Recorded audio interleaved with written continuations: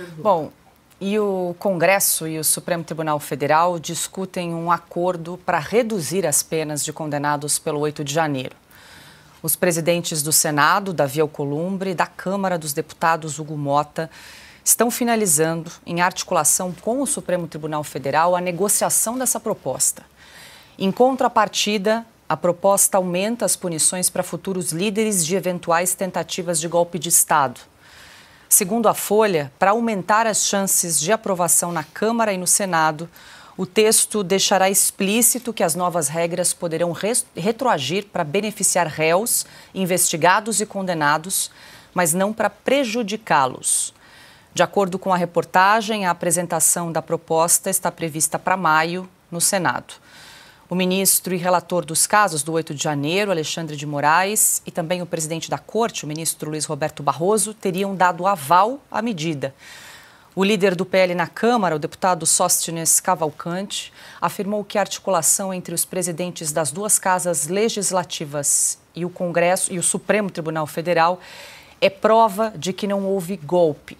Abro aspas para o Sóstenes Cavalcante: se fosse golpe, estariam exigindo penas maiores, não soltura, fecho aspas, para o líder do PL na Câmara dos Deputados. Ana, eu quero ouvi-la porque tem várias nuances aí dessa matéria, dessa apuração da Folha de São Paulo, que saiu agora há pouco. A gente tem observado, claro, que o presidente da Câmara, Hugo Motta, tem cozinhado o tema da anistia há algumas semanas, foi viajar, voltou, jogou a responsabilidade para os líderes, depois pediu assinatura individual, enfim. Resumo da ópera: um requerimento de urgência com mais de 260 assinaturas, protocolou o pedido de urgência. Ainda assim, Hugo Motta não quer colocar esse projeto para votação, ainda transfere a responsabilidade para os líderes. E agora a gente traz esse bastidor que há um acordo aí, uma costura entre tanto o presidente da Câmara quanto do Senado, junto ao Supremo Tribunal Federal, para tentar uma redução das penas dos condenados pelo 8 de janeiro. Ana.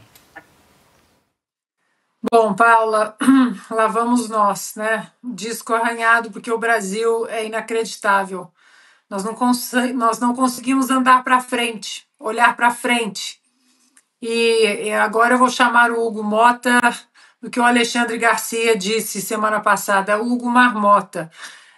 Uma covardia o que ele fez, porque ele foi eleito exatamente nesse pilar de pautar o PL da anistia. E agora, a nossa tarja, o que está escrito, essa notícia é uma coisa vergonhosa. Congresso e Supremo Tribunal Federal discutem acordo para penas.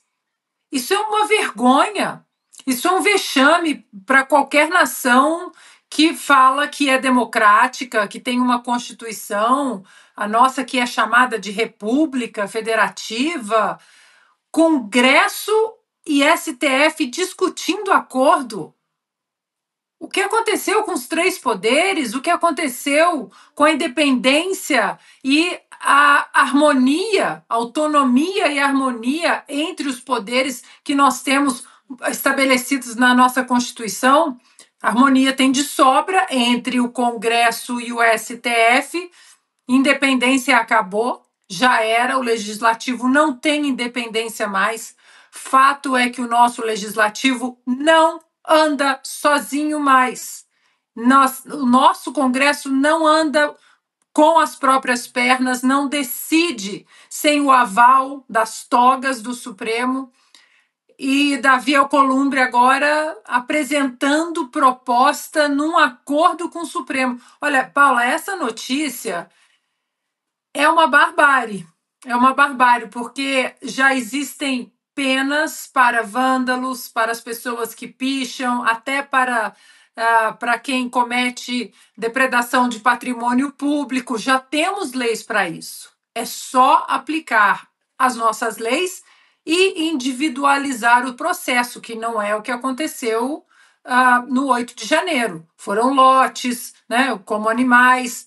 Por isso que mesmo o voto do ministro Fux, um voto solitário no caso da Débora, que pichou a estátua com batom, ele que votou pela pena de 1 ano e alguns meses, 6 meses para ela, é um balde de água fria nessa narrativa de que tudo foi um grande golpe, organização criminosa, organização armada. Então, Paula, é muito triste ver esse tipo de notícia. Congresso e Supremo discutindo acordo. Acordo. Fala-se tanto, os ministros falam tanto da Suprema Corte Americana. Suprema Corte Americana jamais discutiria acordo com o Congresso americano, jamais. Quem parla, quem debate é o parlamento, é o Congresso. Mostra, né? Essa notícia mostra a covardia, que o nosso Congresso está cheio de covardes. E em 2026 nós precisamos mudar isso. O Brasil não aguenta mais esse tipo de político.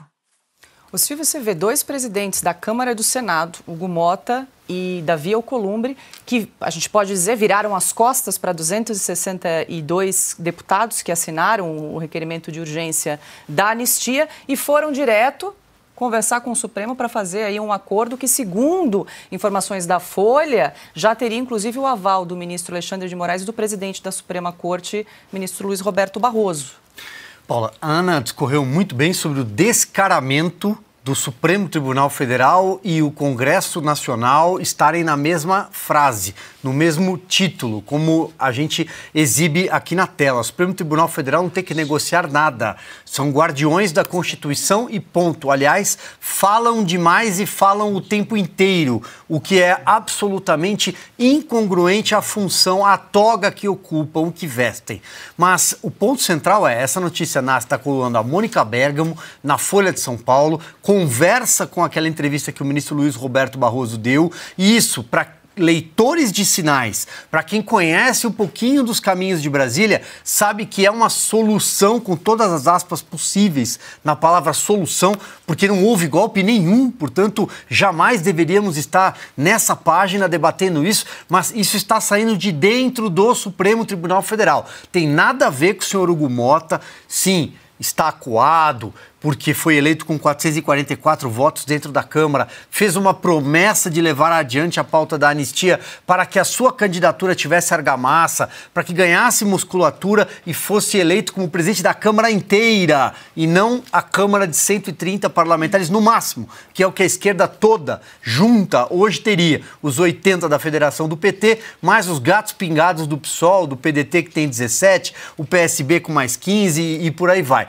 Pois bem, e o Davi Alcolumbre, a gente sabe qual é o trabalho que ele presta. Nós conhecemos a figura do Davi Alcolumbre, que troca a plaquinha com o Rodrigo Pacheco. São exatamente idênticos, são homens desse consórcio de poder.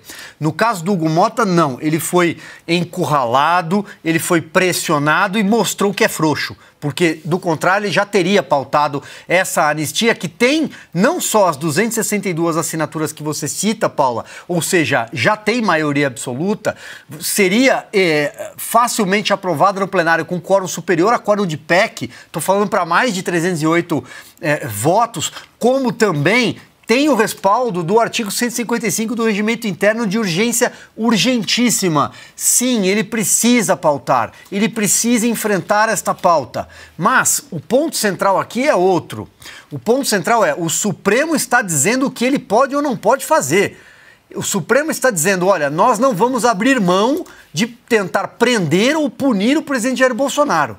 Mas como a pressão na sociedade é cada vez maior, como isso é um problema real que veio à superfície, pais, mães, avós e avós que precisam ser devolvidos às suas casas, e a anistia faz parte do projeto brasileiro, da história política brasileira. Anistia quer dizer perdão, quer dizer esquecimento. E o Brasil tem um amplo retrospecto de anistia. Desde o período colonial, da cabanagem sabinada, farroupilha, a era Vargas, a Juscelino Kubitschek, até chegarmos à Lei 6683, de 28 de agosto de 1979, ampla, geral e irrestrita pela caneta do presidente João Batista Figueiredo. Quando aí sim foram repatriados criminosos de verdade. Não era gente que andava com batom, não. Era gente que andava com um fuzil na mão, que sequestrava o embaixador, como foi o caso de Charles Elbrick, 1969, como também que escondia bomba plástica e fuzis leves embaixo, ao lado da Celeste. Era Dilma Rousseff.